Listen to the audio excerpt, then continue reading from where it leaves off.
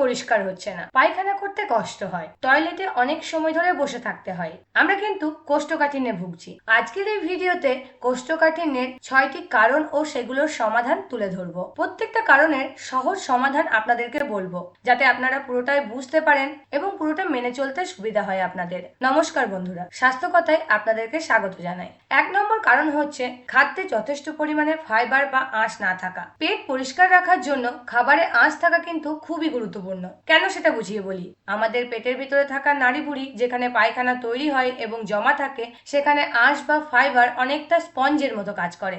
অর্থাৎ আঁশ পানি শোষণ ও ধারণ করার মাধ্যমে পায়খানায় পানি ধরে রাখতে সাহায্য করে।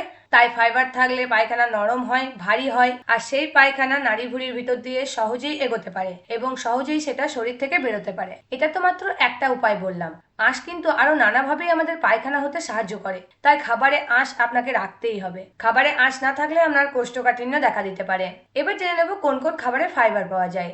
ডাল, ছোলা, গাজর, শসা, টমেটো, আপেল, কলা, প্রায় সব শাকসবজি, ফলমূল, অন্যান্য গোটা শস্যদানাতেও ফাইবার থাকে। গোটা শস্যদানা বলতে লাল চাল, লাল আটা, এগুলো। চাল যখন লাল থেকে সাদা করা হয় তখন ফাইবারের পরিমাণও কমে যায়। আটার জন্য একই কথা প্রযোজ্য। কোন কোন খাবারে পাওয়া যায় তা তো জেনে নিলাম, কিন্তু প্রতিদিনের খাদ্যাভ্যাসে কি কি পরিবর্তন আনলে ফাইবারের পরিমাণ বাড়বে সেটা জেনে নিই। 1, আমরা সবাই কিন্তু রুটি কিংবা ভাত খাই। এক্ষেত্রে আমরা যদি লাল আটা বা লাল চাল ব্যবহার করি তাহলে আমাদের খাবারে ফাইবারের পরিমাণ অনেক বেড়ে যাবে। 2, ভাত বা রুটির সাথে ডাল খেতে পারেন, ডালে প্রচুর পরিমাণে ফাইবার আছে। 3, প্রতিবার খাওয়ার সময় খেয়াল করবেন আপনার প্লেটে সবজি কি আছে। প্রতিবেলায় যদি সবজি খেতে পারেন তাহলে অনেক ফাইবার পেতে যাবে। 4, সবজির তরকারি না খেতে চাইলে আরেকটা উপায় আছে। শসা, গাজর, টমেটো কেটে স্যালাড বানিয়ে খেতে পারেন। প্লেটের এক পাশে ভালো পরিমাণ স্যালাড তৈরি করে খেলে সেটা অনেক উপকার দেবে আপনাদের। 5, নাস্তা খাওয়ার সময় একটা ফল, কলা, আপেল বা নাশপাতি খেতে পারেন। অল্প করে বাদাম খেতে পারেন, সাথে ওটসও খেতে পারেন যদি পছন্দ হয়। দুধ বা ছোলাও খেতে পারেন। 6, যেসব শাকসবজি ও ফল খোসা সহ খাওয়া যায় সেগুলো খোসা সহই খাওয়ার চেষ্টা করবেন, যেমন আপেল, শসা, টমেটো, আলু, এগুলো। তবে খোসা সহ খেলে সেগুলো যেন ভালো করে ধুয়ে নেবেন। 7, যখন সম্ভব ফল বা সবজি আস্ত রেখে খাওয়ার চেষ্টা করবেন। ব্লেন্ড করলে, জুস বানালে বা ভর্তা বানালে আঁশ কমে যায়। তবে খাবারে ফাইবার বাড়ানোর ক্ষেত্রে দুটো জিনিস কিন্তু মাথায় রাখতে হবে। প্রথমত, হঠাৎ করে খাবারে ফাইবারের পরিমাণ বাড়ালে অনেকের বায়ুর সমস্যা দেখা দেয় বা পেট ফাঁপা লাগতে পারে। তাই ধীরে ধীরে খাবারে ফাইবারের পরিমাণ বাড়াবেন। যে 7টা পরামর্শ বললাম সেটা নিয়ে একটি রুটিন তৈরি করবেন। সবগুলো একসাথে শুরু করবেন না, আপনার সুবিধা অনুযায়ী কোনোটা আগে কোনোটা পরে আপনি খাবেন। একটু আগেই বললাম ফাইবার কিন্তু পানি শোষণ করে, তাই খাদ্যে ফাইবারের পরিমাণ বাড়ানোর সঙ্গে সঙ্গে যথাসাধ্য পানি মিশ্রিত করতে হবে। এই পানি নিয়েই আমার দ্বিতীয় পরামর্শ। কোষ্ঠকাঠিন্যের 2 নম্বর কারণ যথেষ্ট পরিমাণে পানি না খাওয়া। পায়খানা নরম করতে হলে শরীরে পানির প্রয়োজন হয়। আবার পায়খানা যাতে আমাদের বৃহদন্ত্রে অর্থাৎ পেটের নাড়িভুঁড়িতে সহজে চলাচল করতে পারে, কোথাও আটকে না থাকে, তার জন্য প্রয়োজন পানি। তাই আপনি যদি যথেষ্ট পরিমাণ পানি না খান তাহলে পায়খানা নরম না হয়ে শক্ত হওয়া আর কোষ্ঠকাঠিন্য হওয়ার সম্ভাবনা বাড়ে। সমাধান কি? দিনে অন্তত 2 লিটার পানি পান করতে হবে। শরীর সেই পানি ব্যবহার করে কোষ্ঠকাঠিন্য দূর করবে।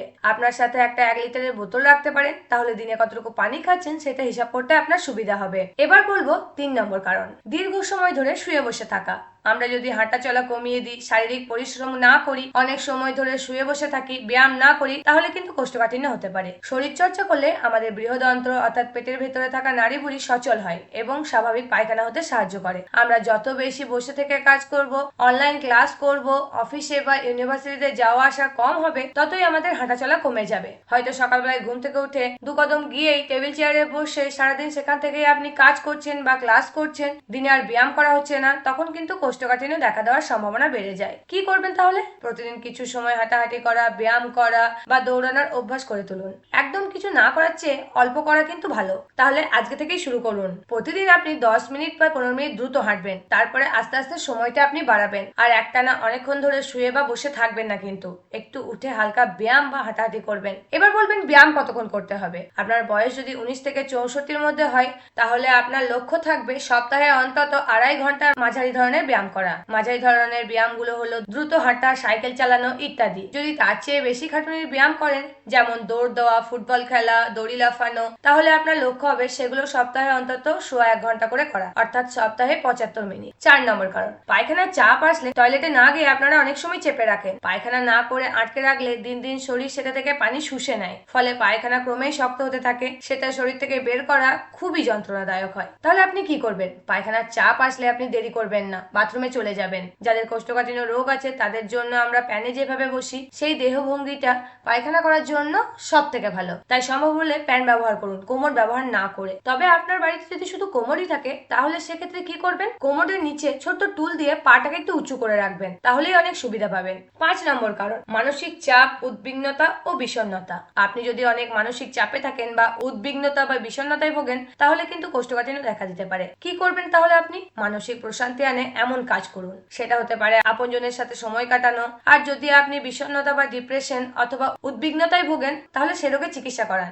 আপনার মানসিক রোগের চিকিৎসার সঙ্গে সঙ্গে কোষ্ঠকাঠিন্যও সেরে উঠবে। 6 নম্বর কারণ হচ্ছে কিছু কিছু ওষুধ। নির্দিষ্ট কিছু ওষুধের পার্শ্ব প্রতিক্রিয়া হিসেবে কোষ্ঠকাঠিন্য হতে পারে, যেমন ব্যথার ওষুধ, আইবুপ্রোফেন, আয়রন বা ক্যালসিয়াম সাপ্লিমেন্ট, এগুলো থেকে কোষ্ঠকাঠিন্য হয়। তাহলে সমাধান কি? নতুন ওষুধ শুরু করার পরে যদি মনে হয় কোষ্ঠকাঠিন্যের সমস্যা বেড়ে গেছে, আপনার ডাক্তারকে জানান, তিনি ওষুধ বদলেও দিতে পারেন অথবা কোষ্ঠকাঠিন্যের জন্য ওষুধ দিতে পারে। আর ওষুধ যদি এমন হয় আপনাকে সারা জীবন খেতে হবে, তাহলে আগে যে উপায়গুলো বললাম সেগুলো ধরেই আপনি কোষ্ঠকাঠিন্যকে দূরে রাখুন। সাধারণত কোষ্ঠকাঠিন্য কোনো গুরুতর রোগের কারণে হয় না, তবে কিছু ক্ষেত্রে রোগের কারণেও কোষ্ঠকাঠিন্য হয়ে থাকে, যেমন থাইরয়েডের সমস্যা থাকলে, ডায়াবেটিসের রোগ হলে ইত্যাদি। অনেকেই বলবেন কোষ্ঠকাঠিন্য হলে কখন ডাক্তারের সহায়তা নেবেন?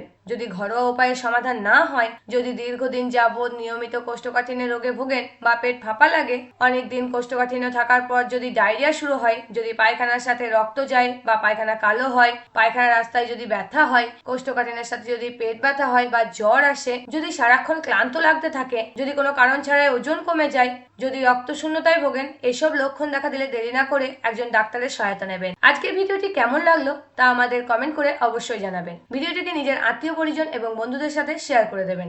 ভিডিওটি শেষ পর্যন্ত দেখার জন্য অনেক ধন্যবাদ। ভালো থাকবেন, সুস্থ থাকবেন।